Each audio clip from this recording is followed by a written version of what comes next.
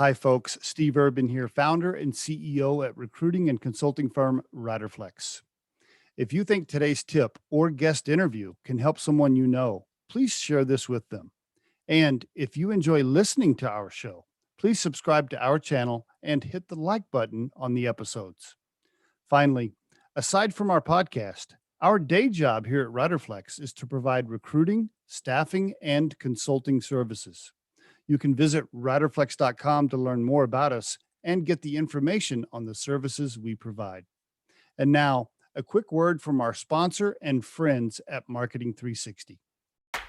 Try the #1 marketing platform for small business. Everything you need from design to marketing to CRM. Learn more at marketing360.com. Marketing 360. Fuel your brand.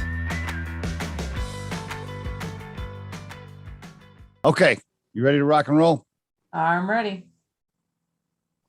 I got my granddaughter saying that last time she was here. She's 3, and by the time she left after a few days, she was saying it. Let's rock and roll. You ready to rock and roll? Oh, that's awesome. Shelli Brunswick on the Riderflex podcast. Hello, Shelli. Well, hello. How are you? Very nice to have you on the Riderflex show. I was fascinated by your background and your bio as I was studying and looking you up online and trying to find all the information I could. Great career. Well, thank you so much. And I do want to say I'm honored to be here. I really enjoy your show. I've listened to several of your reels already, and it's exciting. And the information you share with your audience is very inspiring. Well, thank you. I appreciate it. But before we get into what you're doing now, right now as the COO for the Space Foundation, before we go there, will you talk to us a little bit about your family, mom, dad, growing up, siblings, where you're from, stuff like that, if you don't mind? Absolutely. So I grew up in Wisconsin, and my mom was actually a single parent originally. She's married now. I have a stepdad. It's wonderful. But she was a single parent growing up, and she worked in a non-traditional industry. She worked in manufacturing, making tires, and she worked, whatever it took to support us. And so I learned a lot of my good hard work ethic from my mom, breaking down barriers, trying different things, always doing your best. Even when the odds are against you, keep going. So I learned a lot from my mom. And right out of the Air Force, right out of high school, I decided to go in the Air Force. Let me ask you before you go there, any siblings? No siblings.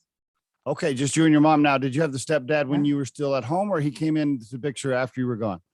He came into the picture a little bit later. So it's primarily my mom was my biggest influence. So when people say, who's your hero or your role model, I always say my mom, because she was a single parent long before people thought that being a single parent was okay. And she worked in a non-traditional female role, and she worked really hard. And she taught me that you can work hard, you can set goals, and you can continue to move forward. And it doesn't matter, male, female, young, old, anybody can do anything.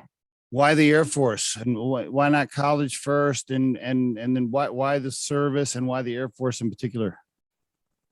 Well, I didn't feel I was ready for college. I wasn't really sure what I wanted to focus on, for one thing. And I know some people just go to college and they kind of figure it out. I wasn't at that point.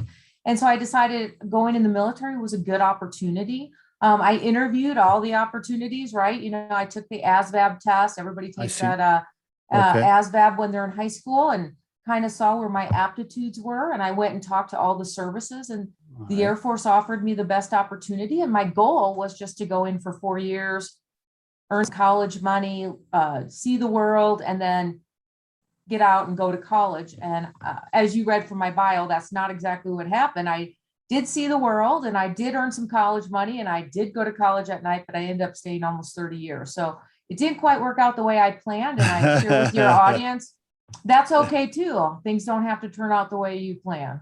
Well, they never do. I mean, yeah, who does have plans at 18 that work out perfectly? Were you, but I just want to push you a little bit more on the personal stuff. Were you a great kid? Were you a troubled kid? Were you did you get arrested?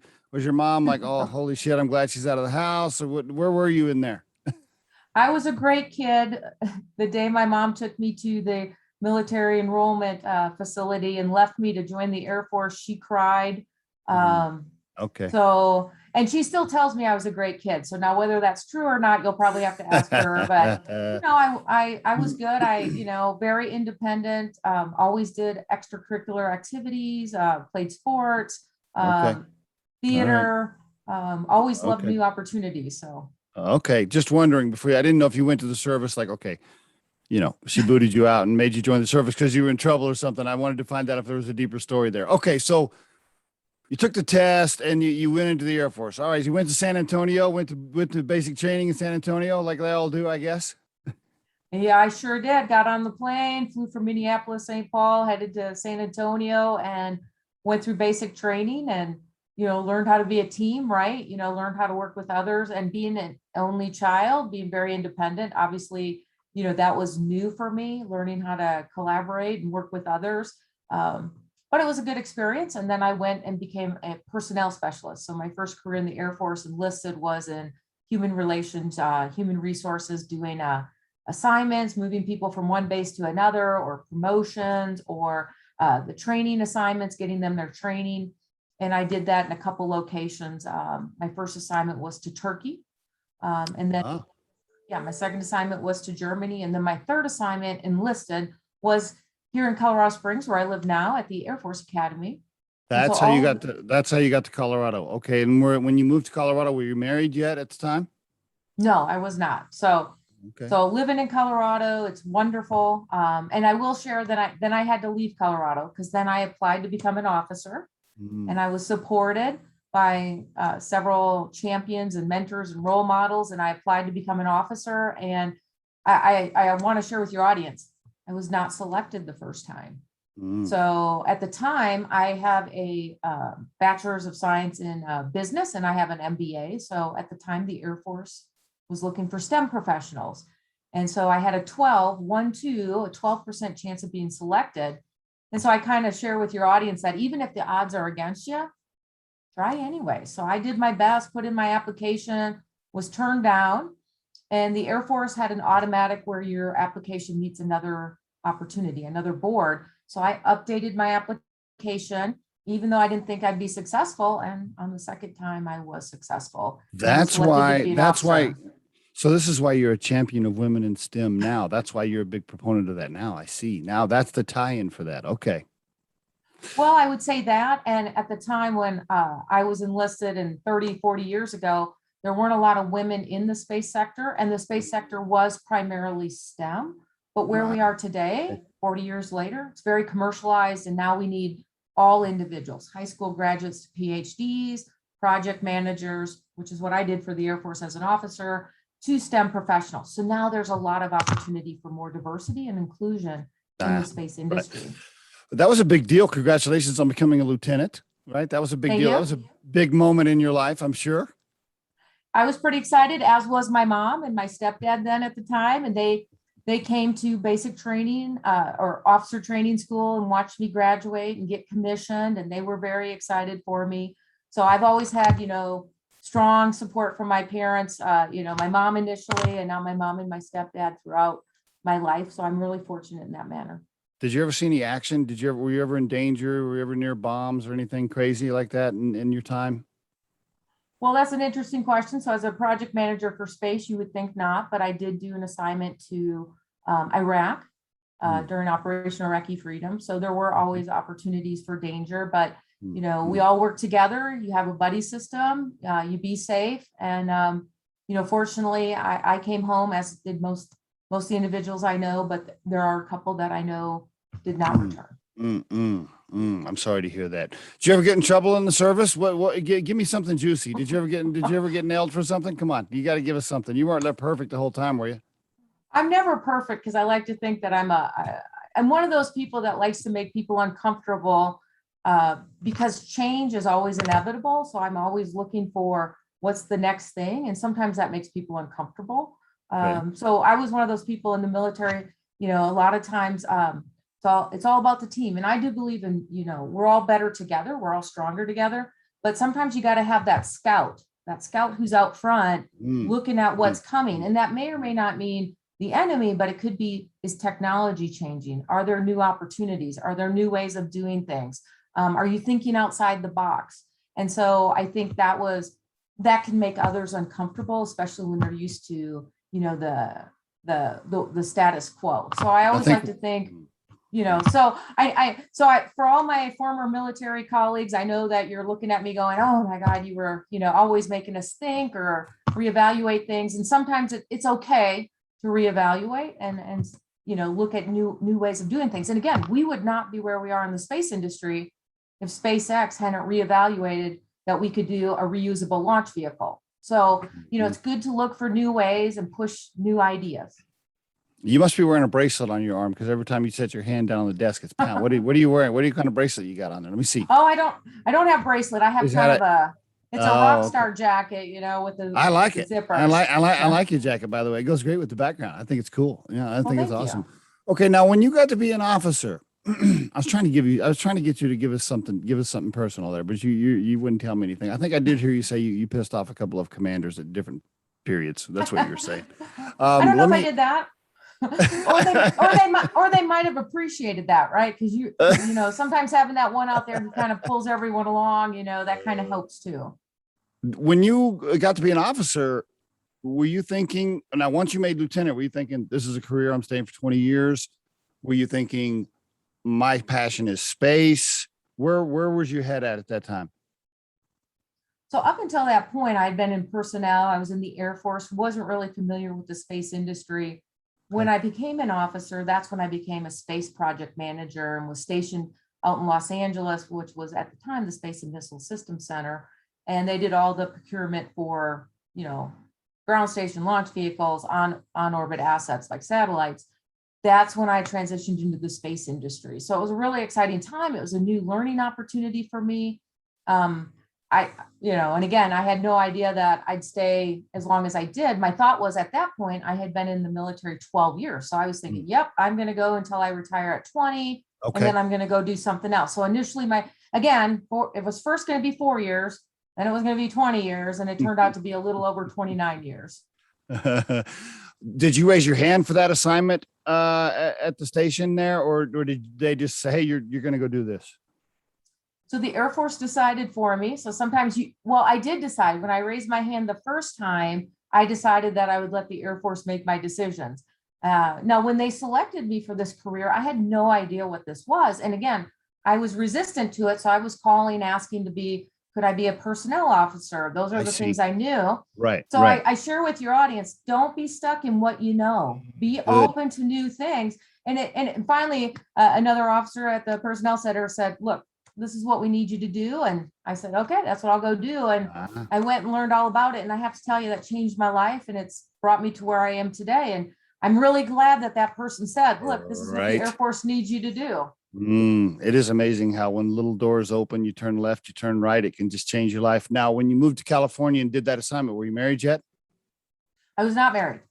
Okay. All right. When did that come along? Give me that real quick.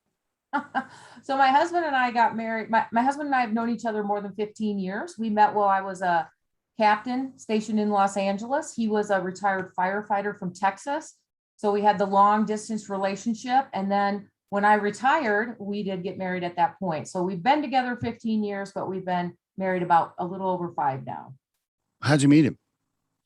So that's always fun. We both have the travel bug. We like to travel, and we were both on a tour to Thailand. And so you went on a tour. You went on a tour of Thailand on vacation by yourself. I went with a colleague. I went with a friend. So originally it was supposed to be my mom. She wasn't able to go because the year before we had gone to China. We were going to do another trip to Thailand. She wasn't able to go. A colleague at work said he would go. And so we went. And then my husband it was a water holiday in Thailand where, everybody gets watered down, and it's all part of, the new year, we'll call it. And so he was playing in the pool with all the kids, and I was watching him, and I thought, well, what a great guy that is. And then we got to sit next to each other one night at a dinner, and I was like, this guy might be okay. And then so there was a little conspiracy on the tour. There was a trip where we all had to get on a boat ride together, and my conspirators and myself, we all worked together to where I was able to sit next to him on the boat. And then from that, the tide is written. So I like that. Now, hold on. I just got to ask you this. Now, this brings up a question. You said you went on the tour with a guy. But the Yeah. guy was the guy, was that a relationship? Was that kind of a weird moment, kind of a thing? Cause you were there with him and no. Okay. Well, initially my husband thought we were together, but we were not. Again, just Oh, friends. And right. I'm really grateful he went with me, because had he not taken my mom's place, I might not have gone alone, and then I may have never met my husband. I can just So see the said, firefighter. I can just, what's your husband's name? it's Jerry. Jerry. I can just imagine Jerry. He's looking over. He's like, I wonder if she's with that guy. That's weird. They're kind of sitting together, but they're not really holding hands or anything. He did tell me he had to wonder about that initially, but he caught on that we were not together. And then my friend who went with me, he met another young lady that was also on the tour. So I will tell you that as a guy, like if I was a single guy and I heard that you were a captain in the Air Force, like that might be a little bit intimidating. I might be like, I don't know if I want to approach her or not. Yeah, but he obviously, if you're a firefighter and you're retired, you're probably not scared of too many things. no, and he was an assistant fire chief, so I don't think some captain in the Air Force made him nervous at all. He's used to going and putting out fires and saving people's lives. I'm sure he was fine. Okay, well, I appreciate you sharing that story. Okay, so let's go back to your career. All right, so you're moving along through your career. You're involved in the space now you're finding that as a passion, I'm guessing, as you're moving along, right? That's becoming more and more of who you are. It is becoming more and more. There were several opportunities to do great assignments in the Air Force as a space leader, and one was out in Los Angeles, as I shared, and another one was working at Defense Contract Management Agency, which is also in California in Redondo Beach. So not hard assignments there. Yeah, right. Yeah. You had it pretty tough there. It was tough. Redondo Beach, Manhattan Beach, it's all good. But that assignment was being the in-plant rep for Defense Contract Management Agency for Northrop Grumman Space. So instead of working on it from the Air Force side, talking to the contractors that are doing the work, I'm actually in the facility, seeing the work they're doing, seeing how they do business, seeing how they're accomplishing it, how they're partners with the government and creating those space systems. Northrop Grumman has one going off soon called the James Webb Space Telescope. It's the next evolution of Hubble. I mean, evolution is not even the word you use. It's, thousands times better, but that's the next evolution. And then from there, I went and became a professor for space project management for an organization called Defense Acquisition University. And then from there, I moved to DC and worked on Capitol Hill.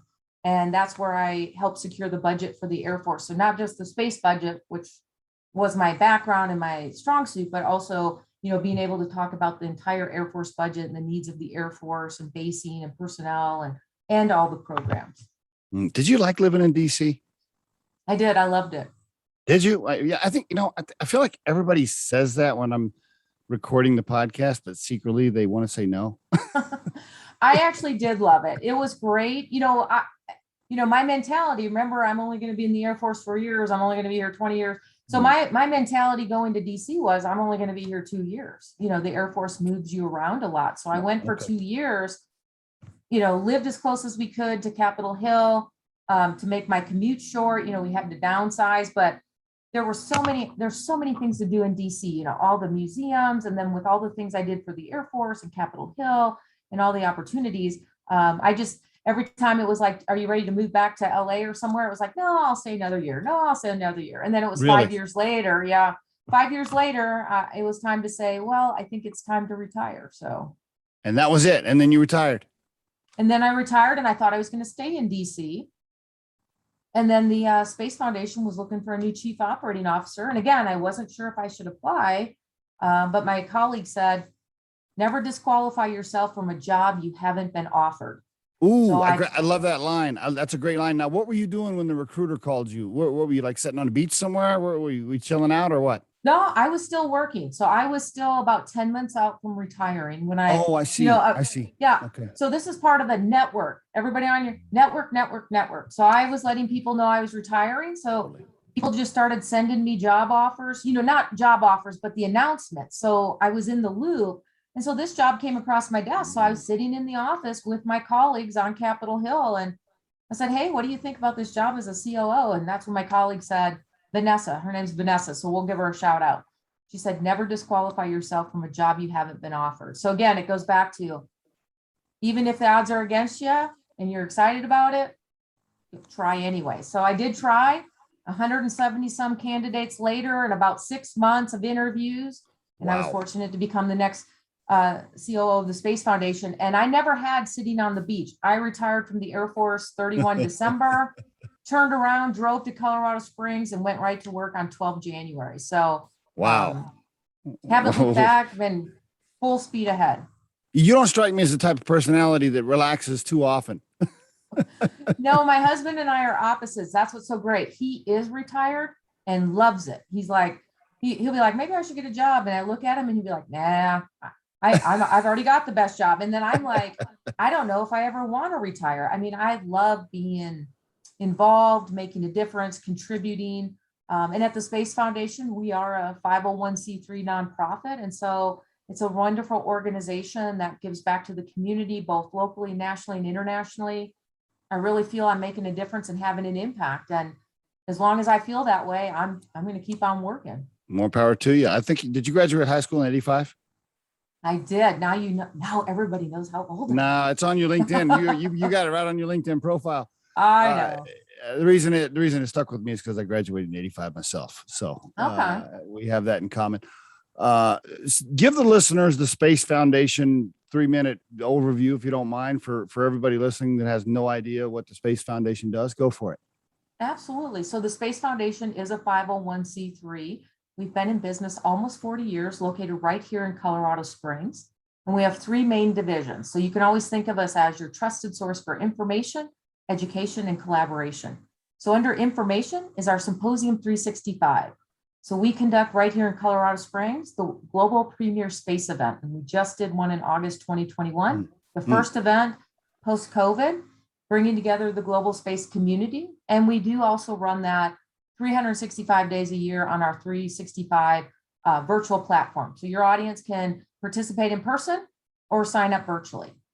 The next division is our Global Alliance. So we are a US nonprofit, but we do business locally, nationally, and internationally. And that's all part of partnerships and collaborations, government affairs, international partnerships. And then the division I'm really excited about, but as the COO, they're like my kids, so I can't really have a favorite. But we recently launched in May of 2020 during COVID our Center for Innovation and Education, and that is all about creating access and opportunity for workforce development and economic opportunity, so that all individuals, high school graduates to PhDs, men and women, different regions of the world, can find their way into the global space ecosystem. So that's obviously where we're really hoping to break down barriers and allow more access and opportunity into this space community. I like it. How does I guess, do you live off donations? How does the organization survive on cash? Walk us through that. Well, we look at all sources of revenue. So as a 501c3, we are grateful for donations and contributions. We do receive grants for many of our programs. We have entrepreneurial programs for adults. We have a K through 12 space-inspired curriculum, teacher training. So we do receive grants from the US government. We also sell our programs to other governments. We have a program going on with the UAE Space Agency as well, for an elite program that they're offering students, because they're trying to grow their space workforce as well. And then we also have our Discovery Center located here in Colorado Springs that is open to both the public as well as to student field trips. And then the other part of our revenue from those, we do have our annual symposium. And so that is also part of our revenue source. So we are launching a big initiative, though. We plan to expand our facility here in Colorado Springs. We want to triple it to provide more access to create that workforce for the future, to fill those future jobs. And the workforce will be tied to space in some way. I can almost guarantee you, right? I'm sure you agree. Absolutely. And what I want to say is, when most people think of space, they're thinking about the moon and Mars and beyond. But I want to share with your audience that at Space Foundation, we really talk about advocating for innovation to better life here on Earth. Every part of your daily life is immersed in space technology. Right now, we're talking because of space technology. Your cell phone has space technology, cordless power tools, formulated food, firefighter protection equipment. So I'm grateful for that. But so mammogram technology, cataract surgery, the cochlear ear implants. So there's so much technology that is pervasive from space that we have gleaned from the Apollo era, that it's now part of our everyday. And so for your listeners, for them, there's a great opportunity to be entrepreneurs and develop this technology, because NASA has thousands of patents that are waiting to be commercialized. You can go to the NASA Technology Transfer Office. And for students, we really want to be out there talking in school, sharing our programs, our space-inspired curriculum, so that kids, they see this as a career opportunity. It's not about learning about what we did. It's not about Apollo in the shuttle era, and it's not about memorizing planets. Space today is about great paying careers. And that's what we want to bring into schools and share with kids of all diversity, as well as teachers. I love it. You know, you're right. So many things we use today were created because of the space program, and people just forget about it, or they just don't know. They don't. So let me ask you this. Now that you're involved in space, so to speak, and that industry and so forth, when are we going to create warp speed so that we can travel faster to what are your thoughts around space travel and the future around that? What are your thoughts? Just curious. It's a really exciting time right now as we think about, so let's talk about warp speed. So one of the technologies we have to improve is energy and energy storage solutions, right? We're thinking about solar panels. Those are designed from the Apollo era, right? That's old technology. So what is the technology we need to really live on the moon and Mars and beyond? And we need that technology here on Earth too. We need new energy and energy storage solutions here on Earth. So again, as I share with you, as we think about going on to the moon and Mars, we need that technology here on Earth. We need better agricultural methods. You know, we've got to grow food in austere conditions on the moon and Mars and create water. Well, we have to grow food here on Earth in austere conditions. So for your audience who's like, I don't understand why we're doing it, you know, when we pursue these technologies and cutting edge technologies, they then transition into our everyday lives to make all our lives better. Think about better weather predicting, you know, how great that weather predictions are as the hurricanes are coming in, you know, 3, 4 we've had already this season. Think about getting on that plane to travel. You want your pilot to have the best weather prediction. We use space to grow food. Called precision agriculture, and using precision agriculture can increase crop yields by 10%. You're using it for water management and resource management. So for your audience, thinking about going to the moon and Mars is really going to help us here on Earth. And Apollo 8 astronauts, when they went to the moon and they looked back at planet Earth, what they realized was, yes, they traveled to the moon, but it helped them really discover the Earth. And that's what most of those 600 plus astronauts all say. When they go to space, what it makes them really realize is they discover how fragile and how beautiful planet Earth is. Some of your commentary almost sounds like you've had to defend, in some cases, the organization and the focus and, you know, the reason for spending money. It sounds like you've had people say, why are we? I mean, I can almost tell that you've been hit with that a bunch of times where people have challenged, why are we spending money on space and blah, blah, blah. I never think that way personally, but I guess you do have people attack you in that way to a certain degree sometimes, huh? Well, that is part of what I learned when I worked on Capitol Hill as a budget and appropriation liaison. It's not about defending it. That sounds defensive, but it's more about education and building awareness. Okay. So if people aren't aware how space is part of our everyday lives, then they don't understand it. And it's similar to cyber. When you think about cybersecurity, people are like, you know, it's not something you can see or taste or touch, but our whole communication system, our finance system, you know, are running on space and cybersecurity. And we're learning from all the ransomware how important space and cybersecurity are. So as these things become more tangible in this negative sense of ransomware, we're learning how important they are. But for your audience, if you go and want to take money out of an ATM machine, you are using space technology. If something happened to the satellites in space right now, the GPS satellites, no ATM machines would work. Well, a lot of other things wouldn't work too if we lost GPS. A lot of us, it'd be a really bad day for a lot of things, but I just you couldn't go swipe your credit card at the grocery store. You couldn't get gas. You couldn't take cash out of the ATM. So we are very dependent on space, but it's less about defending why we're investing in space, because 80% of the space ecosystem is commercial. So in 2020, the global space economy was $447 billion. There's a good reason. 80% is commercial, and it's going to grow to about 1.4%, 1.4 trillion, according to Bank of America by 2030, and then over 3 trillion by 2040. So what I'm sharing with your audience is this is a great economic engine, this space industry, and how it's creating products and services here on Earth, creating great jobs from high school graduates to PhDs. So it's not about defending the great economy, because for those who are part of the space ecosystem, we get it. The bigger thing is, how do we break down that barrier in perception that space is not for me, that I'm not going to be a rocket scientist or an astronaut, so space is not for me. And really what I'm trying to share with you and your audience is space is for all of us.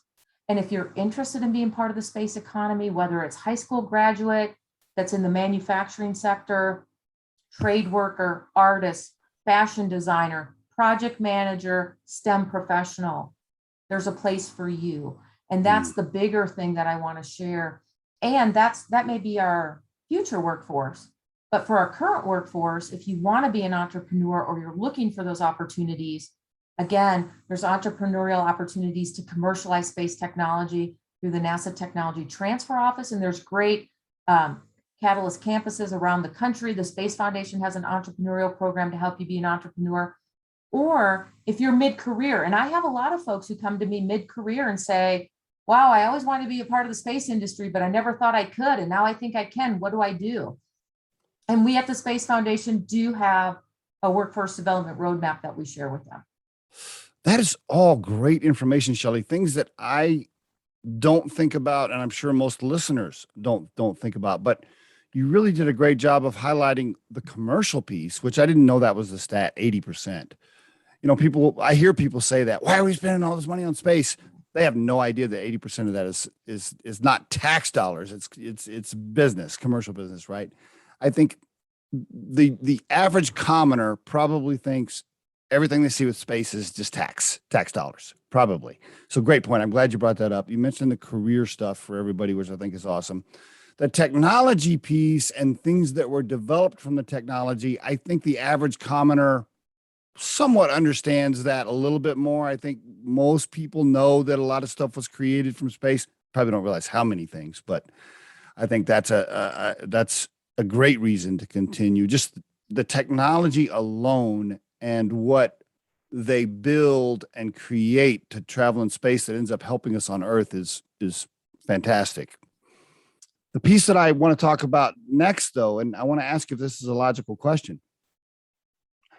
Would you say it's true? I don't know if it's true or not, but is it logical to think we have to figure out how to travel at a faster speed with better technology to eventually colonize other planets? We have to do that, or inevitably in the future, at some point, we're going to run out of space and water and food and resources. So we therefore have to do something else. Is that not a logical statement? What do you think about that?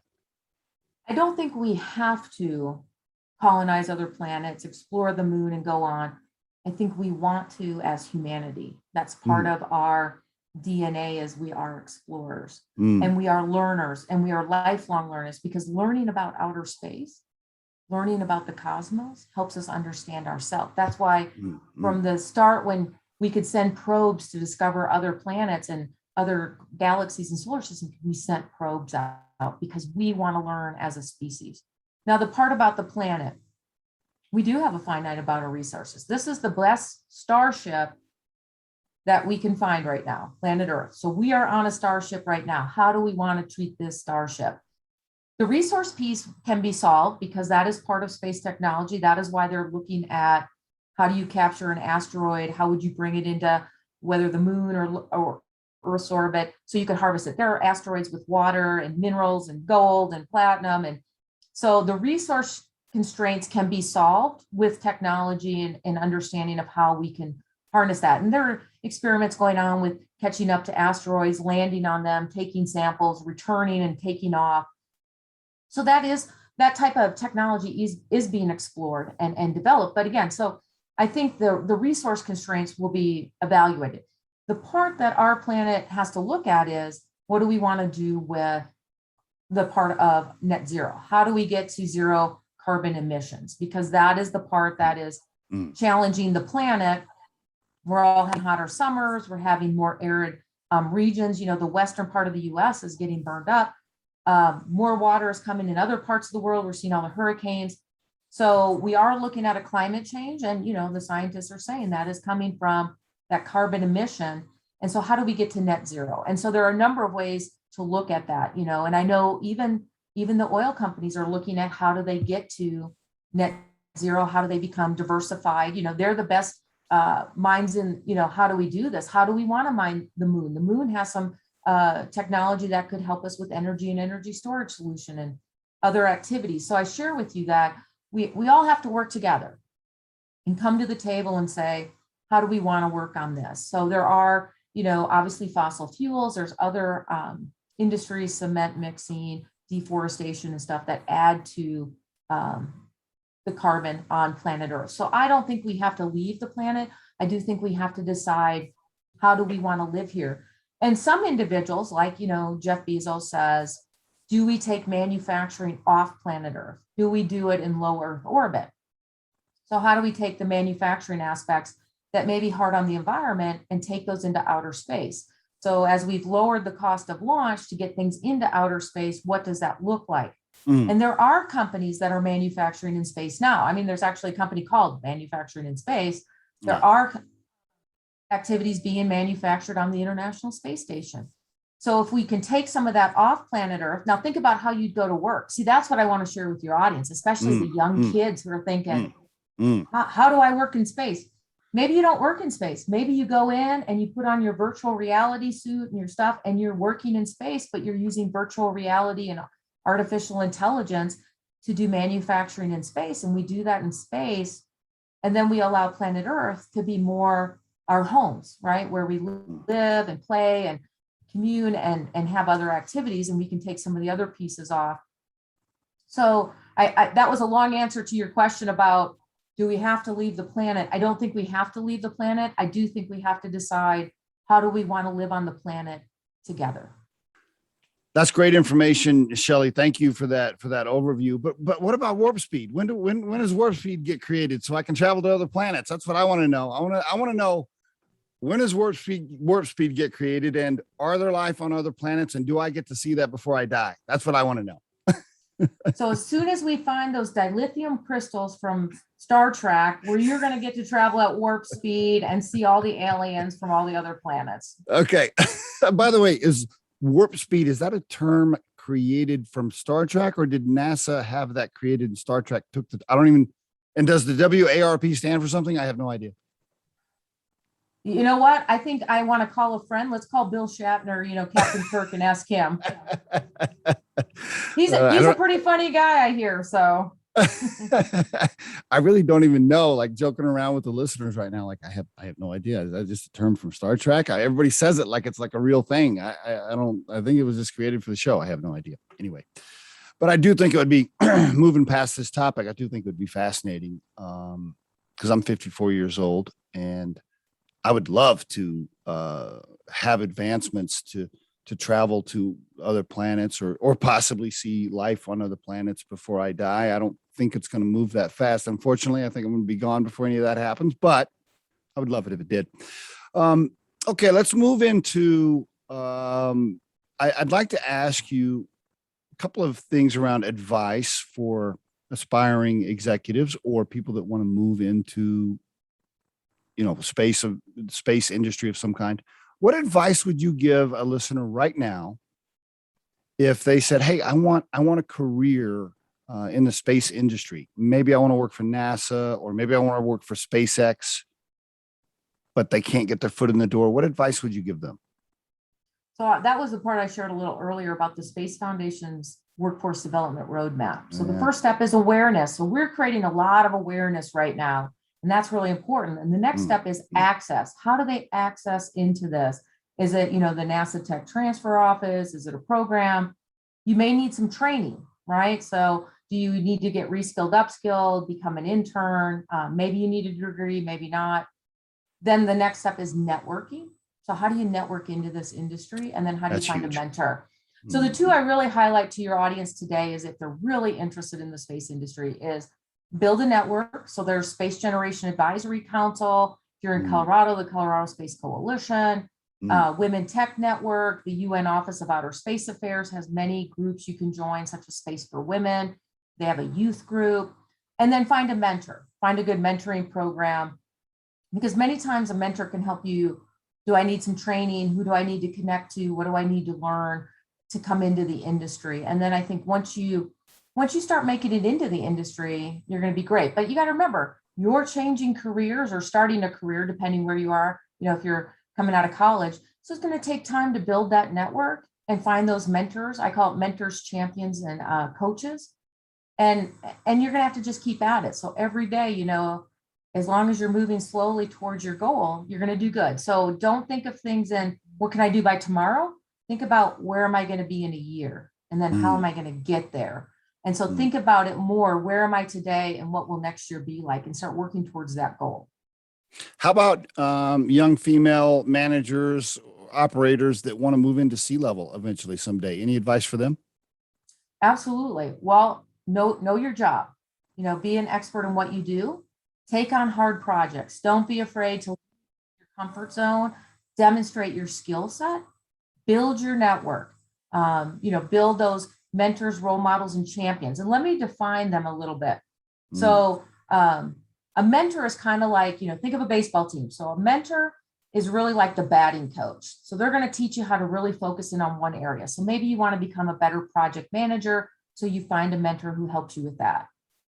Then a coach is kind of like the overall baseball team coach. So they're looking at the whole team. So a coach might be somebody you look at who can help you develop as an executive leader. So maybe you want to look for an executive leader coach to help you develop some of those skills.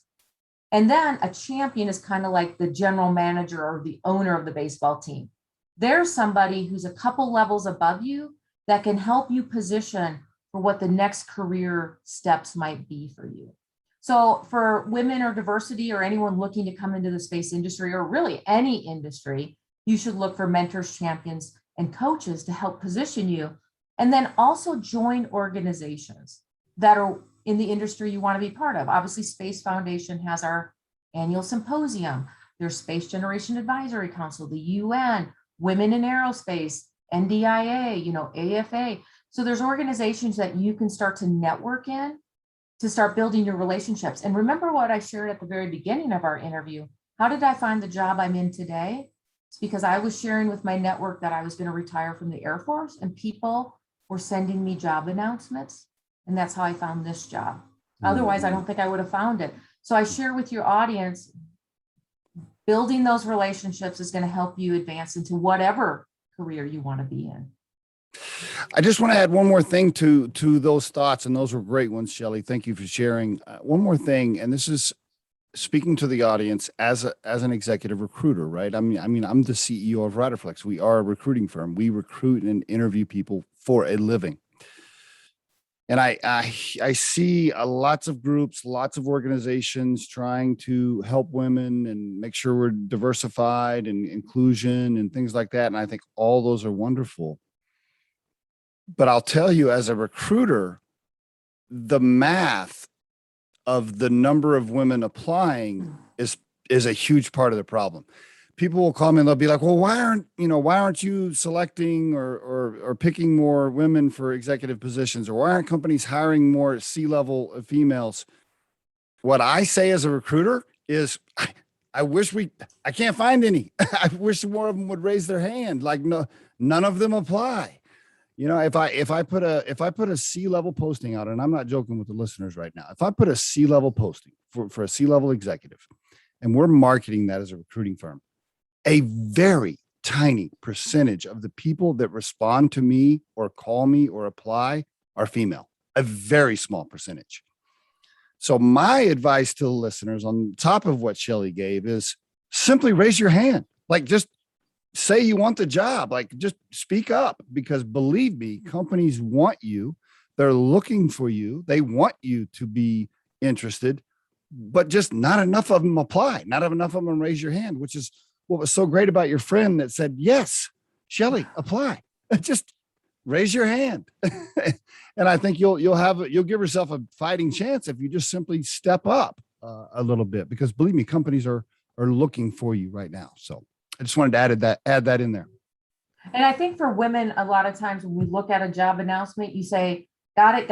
Oh, I don't have that, so I can't apply. Right. Yeah. And so for your audience, for women in diversity, apply anyways. Yes. Throw your name in, and either you're going to get a thank you for applying, but no thank you, or at least maybe you'll get an interview. Maybe you don't make it to the end, but you'll go through the process and learn a lot along the way. Yes. And then you'll be ready for the next time, because I didn't make it the first time I applied to be an officer. I made it the second time. So you have to keep trying. And sometimes going through the process of an executive recruiting opportunity for a C level is a great learning experience. Take that as an opportunity to learn and grow and learn about yourself. Couldn't agree more. Okay, wrap it up. 2 last questions.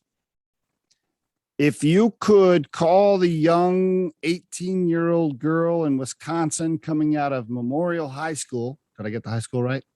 You sure did. 1985. Go Old Abe's. You had the Madonna collection. You had all of it, right? Of course. Yeah. Right. If you could call her and tell her anything based on what you've learned over the years, what would you say now?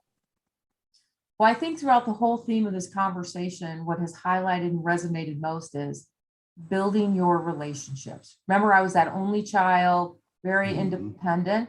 Over the last 30 years, what I have learned is the most important thing in every job, in every situation, is building your network. How about this, Shelli?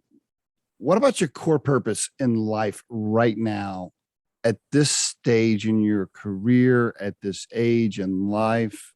How would you define your core purpose if you had to put it into a sentence? Every day when I get up, am I making a difference in the world? And it's really about, am I creating access and opportunity into this new global space ecosystem?